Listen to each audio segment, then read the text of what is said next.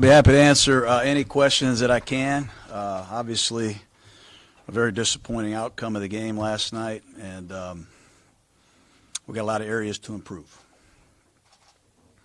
David Sharp back for Flemings. Yes, David Sharp was with the Texans, and we're happy to have him back, and we'll get him up to speed as soon as possible. Both are being evaluated, and I can't give you any official update yet, but they're going to continue to be evaluated here this afternoon. Having somebody like Sharp back who knows the system a little bit, will that help integrate him and get him up to speed faster than a brand new guy? Yeah, I think that's key. Silberman was brought back. He was with the Tennessee Titans. He understood the system. You know, that's common around the league. Hopefully, if needed, hopefully Sharp can come in and play some quality football for us. When you watched the film of that touchdown run, the long one, what did you see in terms of the effort? Yeah, I didn't have any problem at all with the effort. I think what I had a big problem with was we had two guys in the same gap, and we got outflanked immediately, and their back was faster than we anticipated. But that was my big problem with the long run. Once again, defensively, I think we gave up 6 plays for 240 yards. 6 plays yielded 240 yards. And that cannot happen. And it continues to be a big part of our problem. And we have to fix it. And I know people are saying, when are you going to fix it? Well, we're trying. And hopefully we do that against the Chargers. When you talk about fixing it, is it schematic things? Is it personnel? What can you do at this point? Well, sometimes we miss a tackle. You know, sometimes we miss 2 tackles. Sometimes we have a man out of his gap. You know, sometimes we got to coach perhaps better. And it all comes back to me. We just got to do a better job collectively. Sometimes guys do a little too much. They see too much. But in this league, if you make a mistake, good teams and good players will hurt you real bad, and that's been the case. Daryl Worley and Frosty, I think, said it last night that after the big plays that they can kind of get down on themselves or try to do too much, and that creates more problems. Are you seeing things like that maybe after the big perhaps. plays? You know, I can't speak for everybody, but I think, I think everybody's guilty of that at some point in time, trying to overcompensate, trying to too hard to make a big play instead of doing your job. And that's what we got to continue to emphasize, and we got to do a better job of it consistently, collectively, for a whole game. You guys are paying Bruce Irvin $8 million, made him a team captain. Why is he not playing more? Is that something that you decided you can't really help you guys out, or what's been the? Well, last night we weren't in our nickel defense very much. Remember, we're a 4-3 team now. We're not a 3-4. So in the base defense, sometimes he doesn't fit the role that we need done. No disrespect to Bruce, but he's an edge rusher, and we haven't had a lead. We haven't had the opposition behind in the chains a lot. So his role has been reduced, and I know he's frustrated. I'm frustrated, and we'll try to solve that as soon as possible. He's a good player. He's a good player. Tyre has been targeted, I think, almost 30 times, allowed a perfect passer rating, I think. Is that just a matter of you guys don't have anyone else, or is he someone else? Well, is that true? Is that your study? Pro Football Focus. Okay. That's who said it. That 30 for 30? Sounds like a television show or something. Is that just a matter of you don't have anyone else, or are you still? No, you know think what? He's been there? a good linebacker. He's been a good nickel linebacker in the league for a long time. I think when you look at the kind of throws that have been complete, you got to sometimes take a look at them. Are they quick screens? Are they screen passes? I like Whitehead. I like Whitehead a lot. And if you're listening, Tyre, I think you're one heck of a linebacker. But we got to do a better job. We got to do a better job stopping the run, stopping the pass. We got to do a better job collectively, coaches and players, figuring out our defense.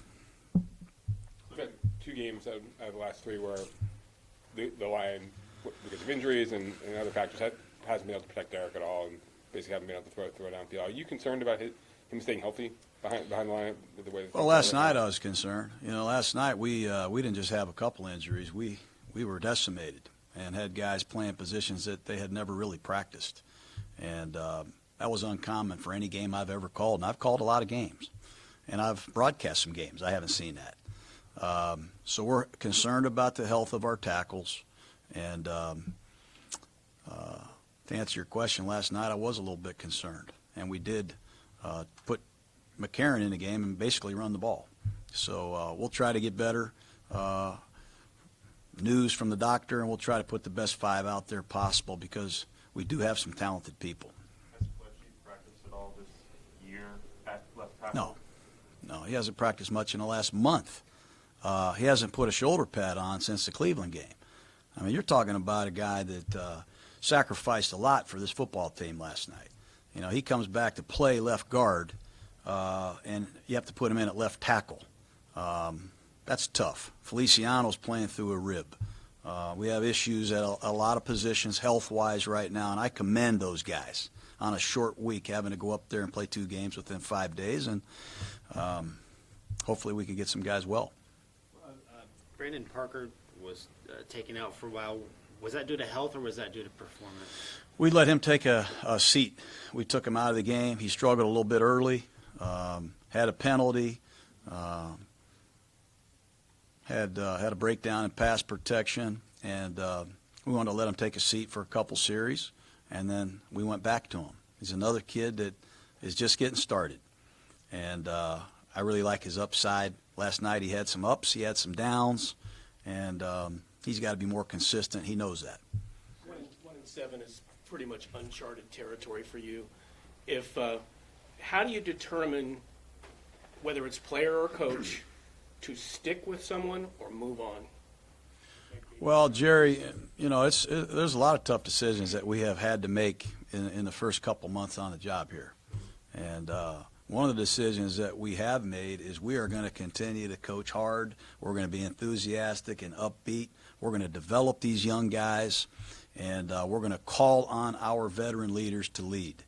And if there's a better player out there, someone we think that can come in and help us this year and for the future, we will look hard at doing that. But making roster changes during the season, as you know, are very difficult to do.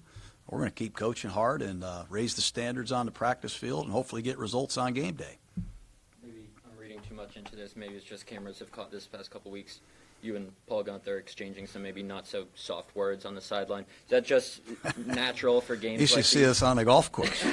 I mean, you know. More to that than just frustration. No, look, you know, you go down the field, you score a touchdown, and I don't know, the next play they get a 51-yard run. And yet, what the hell happened? You know, you're on the phone talking with somebody, and the next thing you know, it's a big play. And frustration kicks in on his behalf and my behalf. And I'm sure emotions get caught on tape sometimes, but there's not a better coach I know than Paul Gunther. And there's not a better friend that I have than Gunther. And we're going to argue and jaw probably tonight, deep into the night over a lot of things. And I'll see if we can get video footage for you. Sticking with Johnny Townsend. Yeah, you know, like I said, I think he's overthinking some things a little bit. You know, directional punting, putting the ball between the numbers and the sideline, to the right, to the left, you know, getting it off quicker, whatever it may be. I make no excuses for Townsend, but I will say this. I have seen him bomb it. I've seen him be a difference maker, and I'm confident it's in our near future. I went through this with Leckler. Leckler used to tick me off. He used to punt the ball out of the black hole instead of trying to get it inside the 10. I've been through it with Janikowski. Everybody hated Janikowski for the first 3 or 4 games. I'm going to be patient, and everybody knows that's not a strength of mine. Both Miller and KL, these recurring knee injuries, does your record at all play a part, maybe your plans when they come back, or thinking long-term at all? No, we're never going to put a player at risk. We never would do that. If they can play through it, we're going to let them play. That's a big part of being a great pro football player. You know, been around guys that have Iron Man streaks. You know, watched Andrew Whitworth play for the Rams. He's still playing. You never feel good. These men never feel good from the time training camp starts till about 2 months into the off season. So if the trainer says we're putting them in any danger, they will not play. If they can play through something, we're going to try to encourage them to do that, just like we encourage everybody at every position to do it. start the practice clock on Jelly next week? I hope so. You know, we miss him. We're going to try to rev up Eddie Vanderdoes as well. Those are two big guys that could, you know, obviously help us. We know what Ellis is and what we've been missing there. But he's still a couple weeks away, I think. Miller does have to miss some time. Where do you go at left tackle? Well, we're looking at a couple options right now. I don't want to make any projections right now until I know the facts, but we'll have a left tackle next week ready to play. McDonald, when you guys brought him here, he was predominantly a 3 technique. Maybe you saw a little bit of 1. He's been working a lot on 5 these past couple of games. Why the move for him, and how do you think he's shown? Well, we need somebody to line up on the tight end and jolt the tight end. We need somebody that can play on the edge and really, you know, be a factor. Bend the edge. Don't let the ball get to the corner. And, you know, and credit to him, he's been able to do a pretty good job of it. But to answer your question, you know, outside of Frosty Rucker, we're still looking for guys that can bend the edge and be a factor on the running game, particularly on the strong side where the tight end is. The rookie defensive linemen, are they hitting a wall at all? People talk about the rookie wall. Are they wear down at all? What are you seeing from those 3 guys? Well, it's possible. I can't speak for them. I thought P.J. Hall had one of his better games last night. He had some good pursuit plays. I think he's starting to catch on to the position. Remember, he's a guy who played in college all over the place. He was a stand-up end. He's an outside linebacker. Heck, they used him everywhere. So he's just now healthy. Remember, he was out for a while. He's starting to do some good things. Hurst is doing a lot of good things. But I don't know that they're hitting the wall. You'd have to ask them. We need to get Arden Key in some pass rush situations, and we got to continue to get him stronger and more experienced. But I like all 3 of those guys. Are you getting enough from your safety play in terms of angles, tackling, reads, all of it? Well, we need more. We need more coverage, in the box presence, tackling, and prohibiting and eliminating big plays. You know, we need more from that group, and I think we're going to continue to try to get the right combination of men out there and hopefully improve. Some of your veterans talked last night about these final 8 games showing the younger players how to be professionals, how to stay true to their routines, how not to let a record affect their preparation. In these final 8 games, do you feel like that's where the foundation, the culture of the organization that you want can be established? Yeah, I think so. I think that's a big part of it. I don't want to talk about, too much of that. You know, I want to win the game. We want to win the game. We want to win and win and win. That's what we're trying to do. But at the same time, as a football coach, in this first year of this program, there's a standard in how we're going to practice. There's a standard in how we're going to prepare. I think it's been really good. You know, now how we play on Sunday, how we play on Thursday night, we got to show that we can do that at a much higher level. But we have some really good veteran leadership here, and I think we have some young guys that are taking advantage of it. 2 more guys, 2 more. Obviously, you didn't construct your roster so that when 1-7, that example could be set, but the way that this room has so many veterans in it, do you think, and the type of veterans that you brought in, do you think they can thrive in this situation? Yeah, I think we can thrive. I don't think. Look, 1-7 is no fun. You know, it's a combination of players that came from the draft last year and guys that came from around the league. But that's not uncommon on any football team. There's not a lot of continuity. There hasn't been a lot of continuity on this football team. And there hasn't been much continuity on the staff either. And we just got to work through it.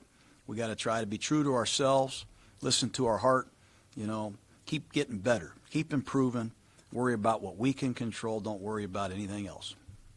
It didn't affect the outcome of the game, but I'm dying to know, towards the end, you guys pretty much waved the white flag and you ran the ball 3 times. And then you go for it on 4th and 1. Why? It was an inch. It was an inch? Okay. It was inches, Vic. You know, there's a difference between a long one and an inch.